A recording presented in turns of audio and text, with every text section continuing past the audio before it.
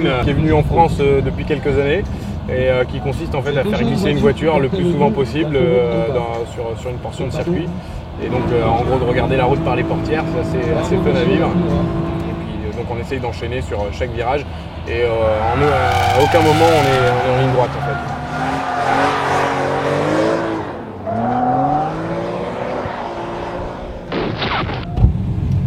Bon là on est dans les stands.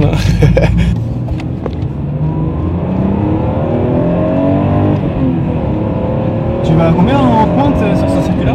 Je sais pas, je peux regarder, on doit à 150. Ouais.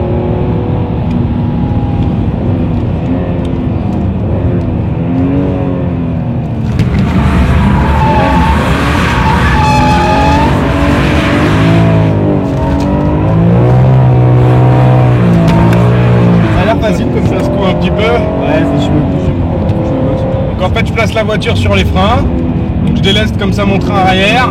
Je mets un grand coup de volant assez sec pour la faire décrocher. Une fois qu'elle a décroché, j'entretiens la dérive avec l'accélérateur par dosage des patinages des roues arrière et surtout l'angle volant. Je ramène la voiture, j'anticipe. Voilà, toujours sur les freins et on repart dans l'autre sens. Hop, volant sec. Là on peut faire une technique du lâcher de volant. Ça évite de jeter les mains un peu dans tous les sens. Là on fait un petit appel contre-appel, c'est que je jette la voiture dans un sens pour la ramener dans l'autre. Ça amplifie la dérive. Voilà, je pars dans une épingle relativement serrée. Voilà, hop.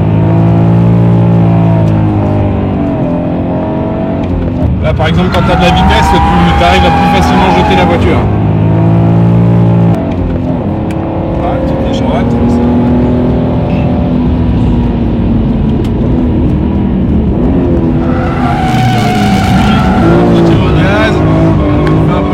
Et on repart dans l'autre sens.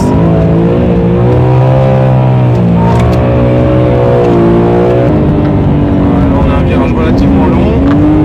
La dérive se déclenche relativement tard.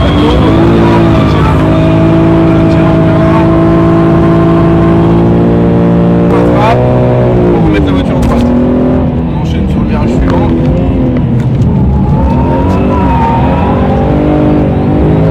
Une fois qu'on est en dérive, ça se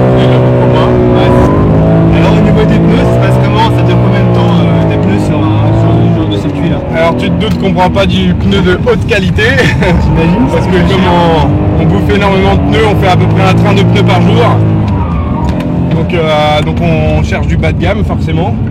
Et après comme on joue par patinage des roues arrière, ça bouffe énormément de gomme. Donc on cherche vraiment à économiser la gomme au maximum. Et c'est surtout donc les pneus arrière qui s'usent énormément. À l'avant ça rip un petit peu, mais c'est pas de la grosse consommation. Par contre à l'arrière c'est du patinage, donc là la gomme n'arrête pas de...